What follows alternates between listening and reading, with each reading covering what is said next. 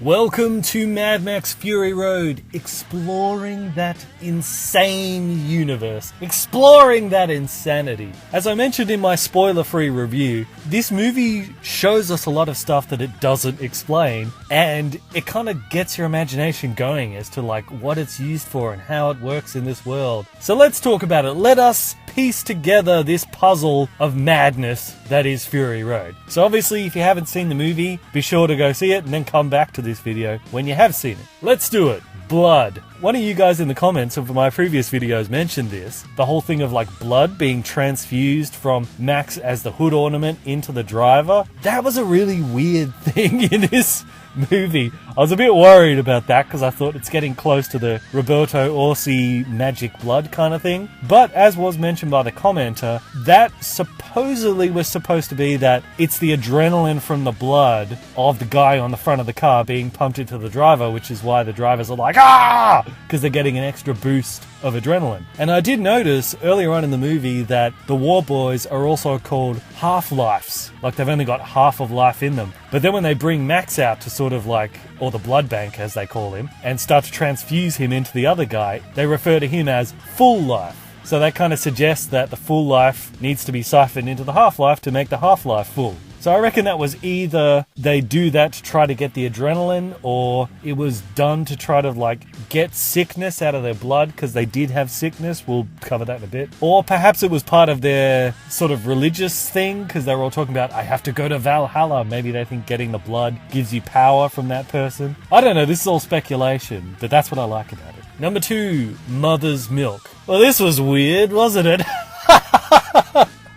How was that scene where there's all these very, very large women with like pumps siphoning off their breast milk constantly like they're a bunch of cows? And even in the oil tanker, they actually did have a whole lot of that mother's milk. At first I thought perhaps that's just a substitute for water because water's a scarce resource, but they're like, hey, if we can get this milk, that can be a substitute for that since there's no cows around, you can't get milk from that. But then I thought about it, and I actually think maybe that's something they save just for the soldiers because breast milk like that is very nutritious. So I reckon that's probably something they got to give to the soldiers to keep them healthy and strong so that they can do battle. White body paint. Obviously, the white body paint is all part of their, like, war paint. It's sort of like their uniforms, so they can pick friend from foe when they're out doing battle. But I also think that war paint actually doubled as sunscreen. Because you remember when Immortan Joe, at the beginning when they're putting his suit on, his skin looked very burned. It looked like he had a lot of skin cancer. And the other gangs that we see out in the wasteland were completely covered head to toe. Even Max at the beginning, like they don't expose their skin to the sunlight. So perhaps the nuclear holocaust that happened kind of burned up the ozone layer even more, so everyone gets sunburned being in the sun. So the white body paint is also part of sunscreen? Prize breeders. So, Immortan's wives that Furiosa wants to smuggle away, they're referred to as Immortan's prize breeders, which seems to imply that Immortan keeps them around not just because they're good-looking women, but because he wants to have good genes for his sons. Which makes me wonder, are all of his war boys, as he calls them, are they all directly his sons? I mean, surely they couldn't all be, right? I mean, prize breeders seems to imply that there are other women kept as breeders, and that Immortan's just keeping the best ones for himself. So perhaps that's kind of a thing he does with his soldiers that prove themselves in battle and are brave and are strong, get to breed, and their kids will also be brave and strong. So he's sort of like genetically engineering the best soldiers for himself. Disease and deformity. There was a lot of disease and deformity in this movie. I mean, the deformity we could say is probably just because they don't have access to like modern medicine of today, so they can't treat deformities and things like that. The disease, however, was strange because Nox, he has like these two sort of, they look like cancerous growths on his shoulder, and he's like, he's given them names, and he says like, if these two don't kill me, you know, the other enemies will or whatever. But also at the start of the movie, there was a voiceover from Tom Hardy saying that there's like a sickness in people's bones. So I put this down to either two things. Either Immortan Joe's like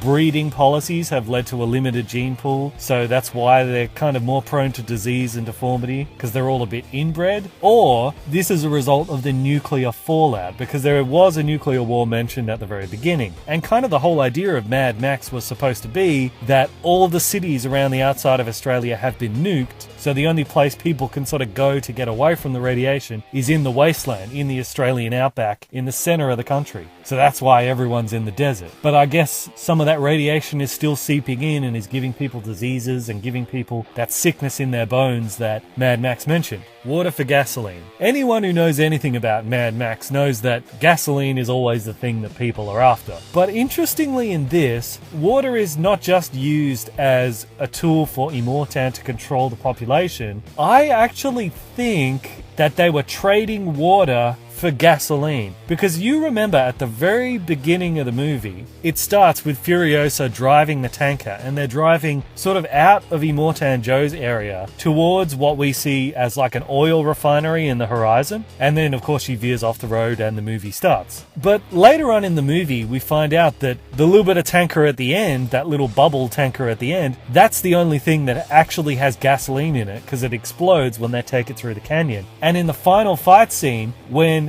these giant spears are being shot into the tanker, it's not petrol that's leaking out, it's water. So the bulk of that tanker was not carrying petrol, it was carrying water. So that makes me wonder, is that oil refinery they were heading towards, was that being run by a different gang and Immortan Joe is trading water for oil? Or is that refinery also run by Immortan Joe and they just had water in the tanker for no reason, I guess? I don't know, but it seems to me like they were actually trading with that other group down at the refinery, and I find that really interesting. Like, who was running the refinery? We never get to see. Finally, no doubt you noticed that a lot of characters in this have breathing tubes that go like over their ears, under their nose, that is like helping them breathe. Immortan Joe, his whole mask was there to help him breathe. Rictus had a couple of air tanks on his back that went into his nose. The purpose of them and what they were and what they were used for, I really have no idea.